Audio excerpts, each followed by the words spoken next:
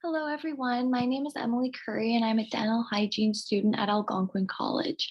And today I'm going to be talking to you about oral irrigation and how oral irrigation can help prevent gum disease and also reverse it. So before I get into discussing what oral irrigation is exactly and what the benefits are, I want to discuss what gum disease is. It's important to note what the cause is before you know how to prevent it or how to reverse it. So let's get started. Gum disease is caused by pathogenic bacteria in the plaque that sits below the gum line. If the bacteria are not successfully removed from the teeth and below the gums, they infect the tooth supporting tissues and structures. The body will release immune defense cells to fight the infection. And the body's immune response is actually what causes inflamed, sore, and bleeding gums. This whole process is what we call gingivitis, and it's the first stage in periodontal disease.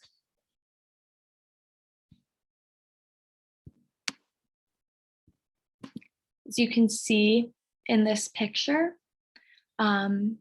there's plaque sitting along the teeth at the margin of the gums, and it actually is also below the gums. You just can't see that. But you can see how the tissues are inflamed and red and swollen. So now I'm going to talk about how gingivitis progresses into periodontitis. So the first thing to note that's important is that gingivitis is reversible. So if the infection is not treated, it will eventually spread to the other tooth supporting tissues, such as the bone that hold the teeth in place. So gingivitis starts in the gingiva or the gums. So as you can see in this photo, right here, you have a healthy tooth and gums. If gingivitis is untreated, it leads to bone loss and eventually tooth loss. So again, in this diagram, you can see how as the gingivitis progresses, it becomes periodontitis, and you can see the bone loss. In this tooth, there's still high bone levels, but as it progresses, there's no bone levels. So the reason why this can lead to eventual tooth loss is because it's the bone that's holding the tooth in place. So if the bone deteriorates, there will be nothing left to keep the tooth in its socket. This is why it's so important to remove plaque regularly. It's also important to know the right oral hygiene aid for your needs. So in a healthy mouth, there's between 1 to 3 millimeters of space between the teeth and gums where plaque can accumulate. So I'm going to go back to the last slide. For example, here in that healthy tooth, there would be about 1 to 3 millimeters between the gum line and the tooth. And that's where the plaque accumulates below the gums, in that 1 to 3 millimeters in a healthy tooth. So a toothbrush can penetrate up to 2 millimeters below the gum line, and dental floss can penetrate up to 3 millimeters below the gum line. That's why brushing alone isn't enough. Brushing alone doesn't get deep enough into those pockets to remove all of the plaque and bacteria. That's why we incorporate flossing also, to really remove the plaque from underneath the gum line. Toothbrushing and flossing together is sufficient for someone with a healthy periodontium. So for someone with healthy tissues, flossing and brushing is sufficient, because with the brushing and flossing, you can get deep enough to remove all of the plaque and bacteria if you're doing it regularly.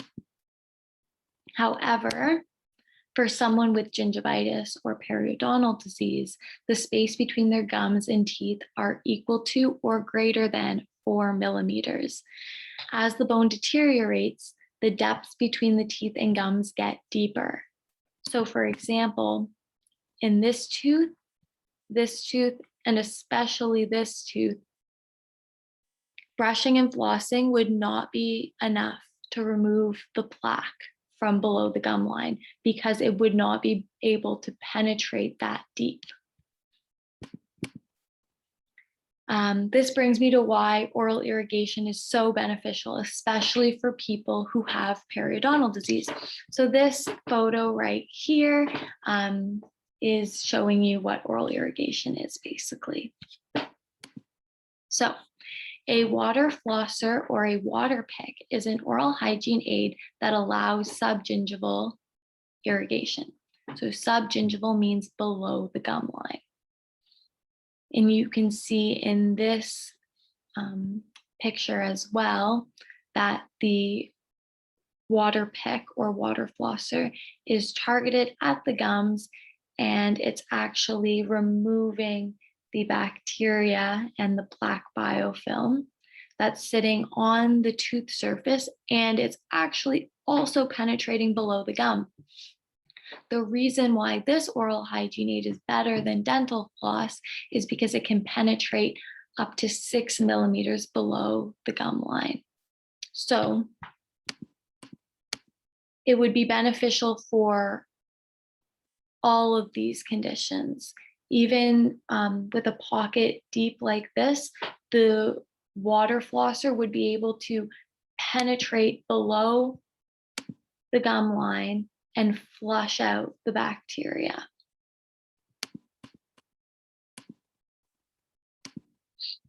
Oral irrigation has been clinically proven to remove plaque and bacteria from above and below the gums.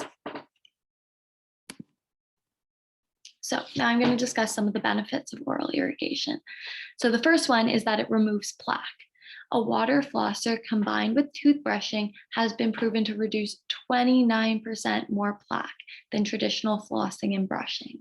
So the water flosser is actually more beneficial than string floss, especially for people with deeper pockets. The next benefit is that oral irrigation reduces periodontal pathogens. So while it's removing the plaque, it's also removing the bacteria. That brings us to also reducing the destructive immune defense cells. The host immune response, so how your body reacts to the plaque and the bacteria, plays a large role in the progression of periodontal disease. The immune defense cells are implicated in the deterioration of tooth supporting structures. So it's actually your immune system that participates in deteriorating the bone that's supporting your teeth. Therefore, by reducing plaque and by reducing the periodontal pathogens, the bacteria, you're also preventing your body from reacting to the infection and reducing the amount of destructive immune defense cells. They all come together. Next, oral irrigation reduces bleeding. Again, that comes back to reducing the plaque and the bacteria, because the bleeding is actually caused by your body reacting to the infection. So by reducing the bacteria and removing the plaque, you reduce bleeding. Using a water flosser daily has been proven to significantly reduce bleeding within 14 days.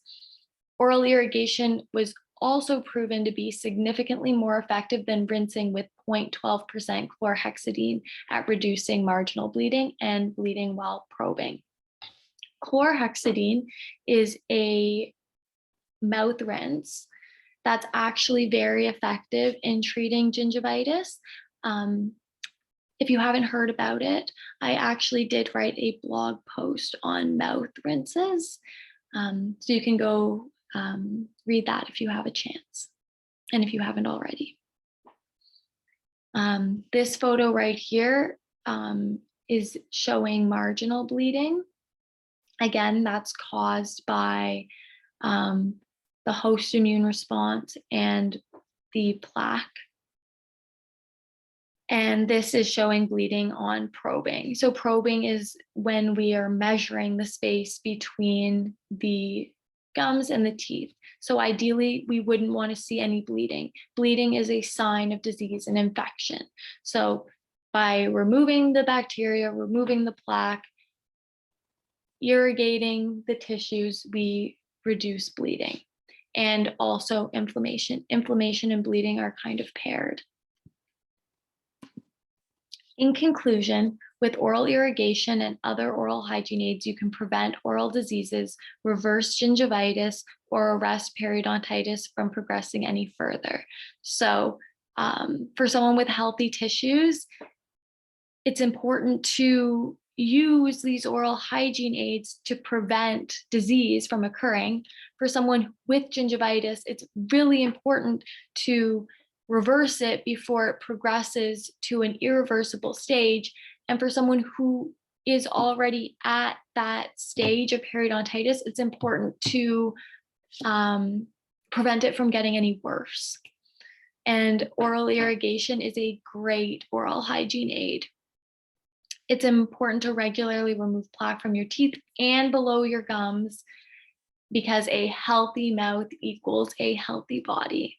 Thank you very much. Thank you for listening.